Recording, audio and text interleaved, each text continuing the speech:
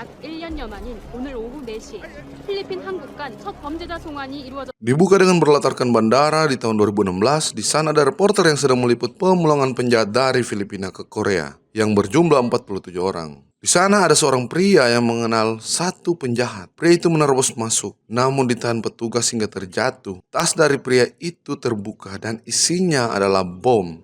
Pria itu langsung meledakkan bom tersebut yang mengakibatkan banyak korban jiwa.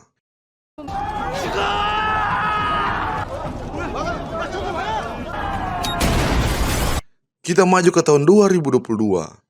Karena kejadian di tahun 2016 yang menelan banyak korban di bandara, jadi di tahun 2022 polisi Korea bekerja sama dengan polisi Filipina menjemput para penjahat kelas kakap dan akan dibawa ke Korea melewati pelabuhan Burbat Manila, Filipina dengan menggunakan kapal kargo. Di sana ada 20 polisi Korea yang ditunjuk dalam operasi ini. Dan penjahat yang akan dibawa ada sekitar 36 orang, 2 diantaranya wanita. Ini adalah Park, dia polisi yang memimpin dalam operasi ini. Dia mulai mengabsen satu persatu penjahat yang ada di sana. Di salah satu penjahat itu ada penjahat namanya Jongdu. Dia menghina si Park karena emosi Park memukul dia.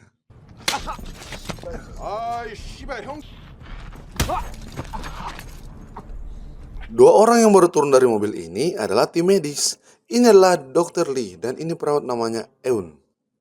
Singkat cerita, para penjahat sudah naik ke kapal. Penjahat wanita dikawal oleh 2 poluan, namanya Yeon dan Ing. Mereka dimasukkan ke dalam kamar, 1 kamar 2 orang, dan kemudian diborgol. Kita pindah ke Korea. Di sana ada tim yang akan mengontrol pergerakan kapal dari Filipina ke Korea. Ini adalah komandan pusat namanya Kang. Kita kembali lagi ke kapal. Polisi membacakan perbuatan yang mereka perbuat dan hukuman apa yang mereka akan terima. Ini adalah Dosu, pria pendiam yang jarang bicara. Pria tua ini namanya Aso, kasus pembunuhan karyawan yang bekerja di restoran miliknya. Kapal pun lepas diangkar dari Filipina menuju ke Korea.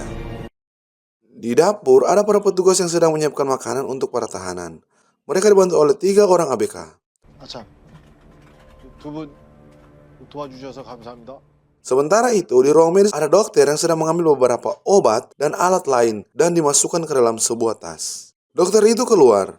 Dia menuju ke kamar mesin, kemudian menuju ke bawah.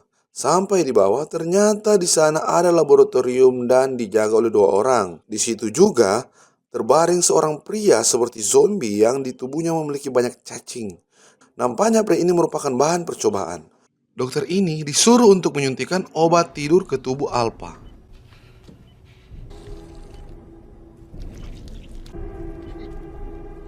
Sementara para penjaga sedang berbincang, Jongdo mengeluarkan besi kecil dari dalam mulutnya dan membuka borgol yang terpasang di tangannya. Kemudian dia menyerahkan besi tersebut ke tahanan sekamarnya.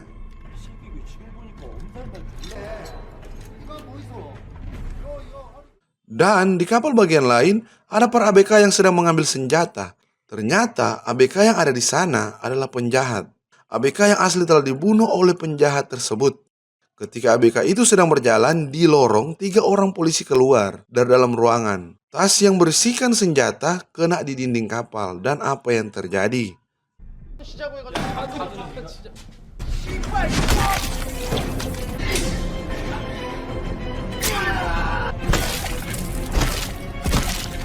Yap, mereka membunuh 3 polisi itu dan menyimpan mayat 3 polisi tersebut di dalam lemari pendingin supaya tidak diketahui dan darahnya mengalir melalui saluran air. Dari situ, mereka menuju ke ruang kendali kapal. Beberapa awak kapal di sana dibunuh oleh mereka. 니들도 배 운전할 수 있지?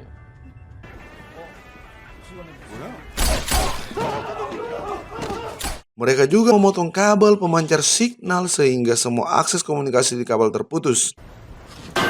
Dan menara pengawas tidak dapat mengetahui keberadaan mereka. Tapi mereka terus berusaha untuk mendapatkan informasi di mana mereka. 뭐야? 이거 왜 이래? AMO 연락해서 위성 리셋이라도 하라고 하란 말이야. 알았어들? Tapi menara pengawas terus berusaha untuk mendapatkan informasi di mana kapal kargo itu. Di kamar para wanita, Poluan Ing mencoba menghubungi rekan-rekannya, tapi tidak bisa tersambung. Lalu dia memutuskan untuk keluar mencari mereka. Rekan sekamar Jongdu sedang membuka borgol. Karena terlalu keras, borgol itu mengenai besi. Dan petugas mendengar suara itu kemudian dia masuk. Sampai di dalam, dia dipukuli oleh Jongdu. Dan di luar ada para penjahat yang masuk dan membunuh semua penjaga yang ada di sana.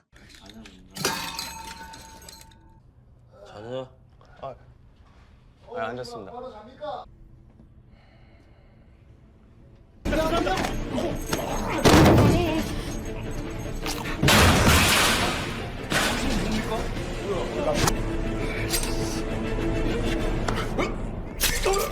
Ternyata penjahat yang ada di kapal itu anak buah dari Jongdu. Dan para tahanan dibebaskan. Setelah para tahanan keluar dari kamar masing-masing, ada salah satu tahanan yang sangat songong. Dia langsung ditembaki oleh Jongdu hingga tewas. Kejadian itu ditegur oleh Dosu. 야, 씨발 누가 이렇게 고맙게 특별 사면을 시켜줬어? 뭐 하는 거지? 보면 몰라? 어떻게 하나도 안 누웠어? Sementara di luar, Park dan polisi lain melihat penjahat tadi yang berada di atas dan memegang kapak. Mereka bergegas menuju ke atas. Kita kembali lagi ke ruang kemudi kapal. Ketika polisi masuk ke dalam dan apa yang terjadi.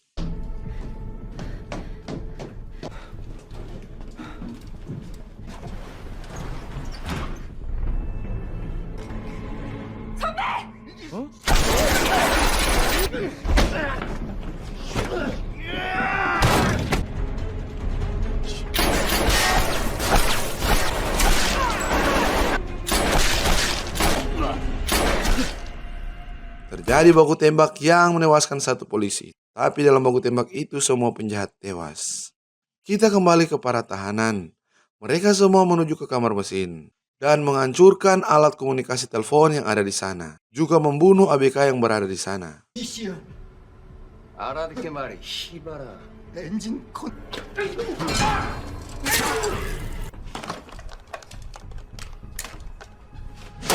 Park dan para polisi lain sampai di dek para tahanan, tapi sudah kosong.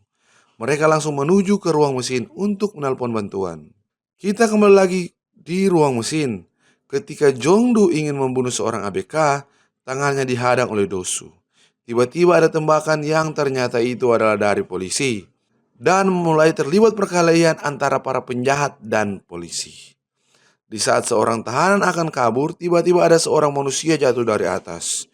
Dia adalah si zombie Alpha. Ternyata dia bangkit akibat tetesan darah dari saluran air. Darah tersebut adalah jasad para polisi yang berada dalam lemari pendingin. Alpha kemudian membunuh para tahanan yang dekat dengan tubuhnya. Park juga dihajar olehnya. Jongdu kabur, tapi tewas di tangan Alpha.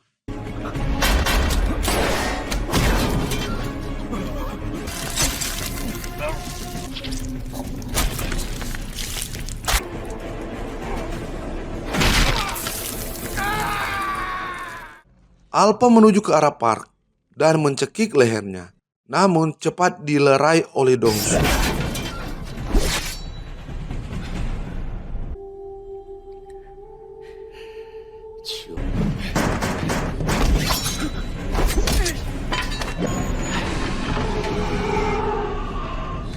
Mereka berempat berhasil kabur ke atas. Kita menuju ke menara pengawas, di mana mereka berhasil menemukan lokasi kapal lewat satelit Taiwan. Tiba-tiba handphone Komandan Kang berbunyi. Dia menerima panggilan dari si bos yang menyuruhnya untuk segera berangkat menjemput Alpha. Tapi Kang menolak. Si bos marah dan bersuara keras. Mengancam Kang. Kita dapat lihat si bos ini ada tanda seperti Alpha di dada. Nampaknya Alpha adalah misi rahasia dari si bos dan Kang. Karena marah dengan perkataan si bos, Kang memukul sekring listrik sampai lampunya mati.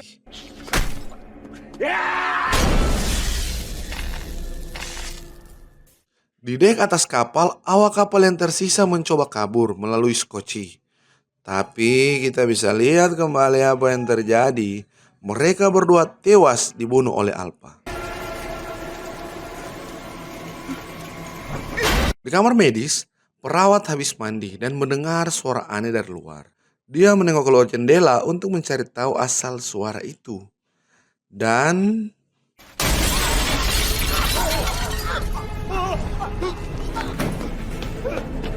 dokter melarikan diri dan bertemu dengan kelompok Park. Dia keceplosan mengatakan bahwa dia memberikan hipnosis di situ. Park memukul dokter karena ketakutan. Dia mengatakan yang sebenarnya, bahwa dia dibayar oleh asosiasi milik si bos tadi untuk menyuntikkan obat tidur ke Alpha. Pria tua yang bersama mereka menanyakan apa masih ada obat tidur itu. Dokter menjawab ada di lab. Park menyuruh mereka turun ke lab untuk mengambil obat itu. Di kamar para tahanan wanita, Polwan Yoel sudah disandra oleh para dua tahanan. Tahanan yang ada di depan pintu mendengar suara orang menggedor pintu dari luar. Mereka mendekat ke pintu. Namun,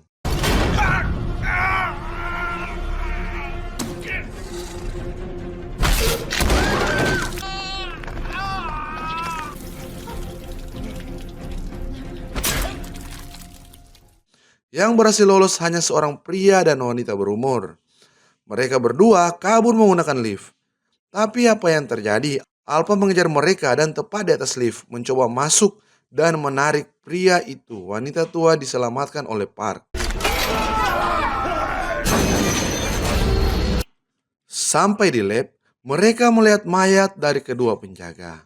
Dokter langsung mengobati luka di kaki pria tua dan Ing mengatakan kepada Dosu, "Kau juga terluka," tapi Dosu diam dan hanya memegang luka di perutnya. Ing membuka dokumen yang ada di sana yang berisikan proyek dan biodata dari Alpha. Alpha ini ternyata adalah Kim Wagyun, lahir 1911, dan tahanan tentara Jepang. Mereka menyuntikkan cairan kepada Kim, dan hasil yang paling ideal yang mereka dapati itu di tubuh Kim. Dokter mendekat dan mengambil laptop yang ada di sana dan membukanya yang terdapat keterangan mengenai Alpha. Alpha merupakan subjek percobaan yang memiliki efek samping melakukan kekerasan tanpa pandang bulu. Dia sensitif pada suara dan bau darah. Dia memiliki kekuatan 5 kali lipat dari manusia normal. Alpha juga tidak akan mengalami penuaan.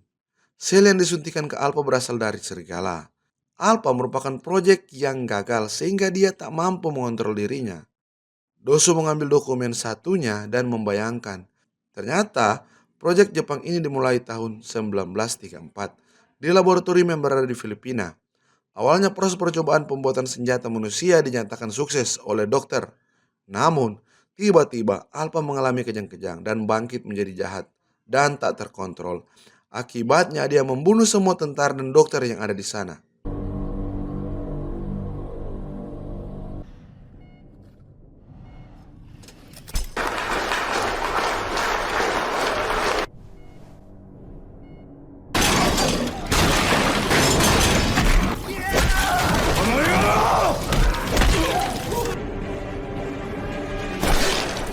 Kita kembali lagi ke sekarang. Di sana sudah ada helikopter yang di dalamnya terdapat pasukan khusus. Helikopter itu sudah mendekati kapal. Di dalam kapal ada Park dan wanita tadi yang lari bersembunyi di dapur dari pengejaran Alpha. Park memasukkan wanita itu ke dalam lemari pendingin bersama mayat. Dan dia berada di luar melawan Alpha.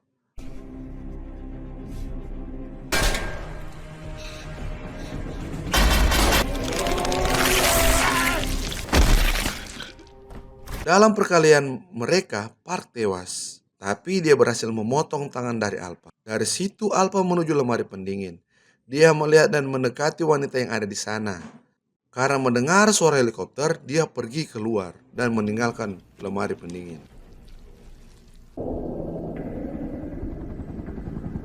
Pasukan khusus tiba dan langsung masuk ke dalam. Mereka bertemu dengan wanita tadi. Di saat wanita itu sedang menceritakan apa yang terjadi di kapal, Kang menembak kepalanya.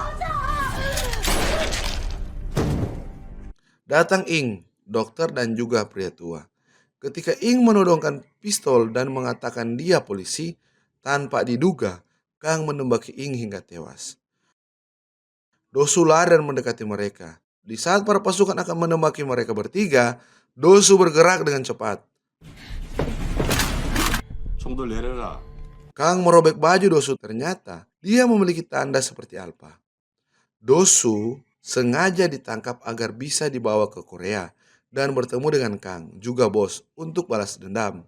Kita akan berlagi di bagian bagaimana sampai Dosu bisa menjadi senjata manusia atau bagian dari proyek ini. Jadi dulu Dosu ditangkap oleh organisasi Kang dan dikurung di gudang untuk saling membunuh dengan puluhan orang yang ada di sana. Dan orang yang tersisa akan diambil untuk dibuat bahan percobaan menjadi mesin pembunuh. Dan semua yang disuntikan tidak berhasil hidup, termasuk Dosu yang awalnya divonis kalau dia proyek yang tidak berhasil. Siapa disangka ketika truk membuang jasad para tahanan untuk makanan hewan, Dosu bangkit.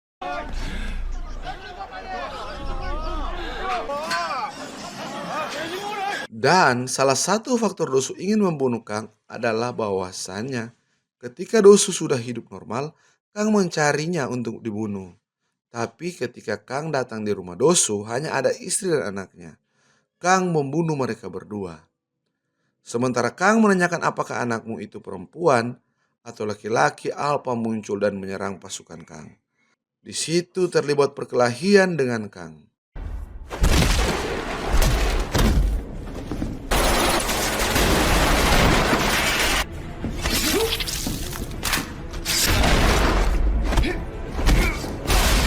새끼들. 아, 정말.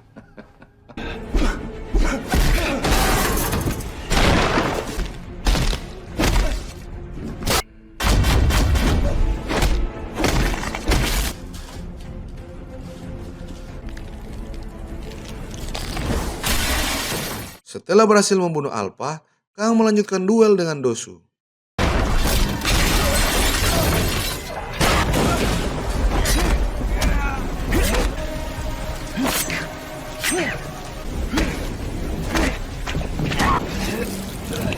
좋은 말 할 때 따라와라.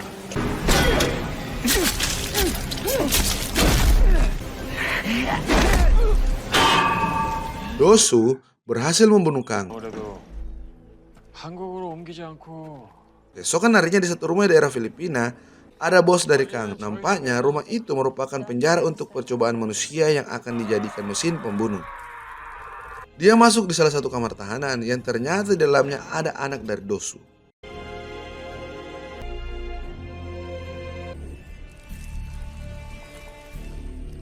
Lokasi berpindah di tepi pantai yang dimana di sana ada Dosu. Dia lanjut berjalan, kemudian tamat ending yang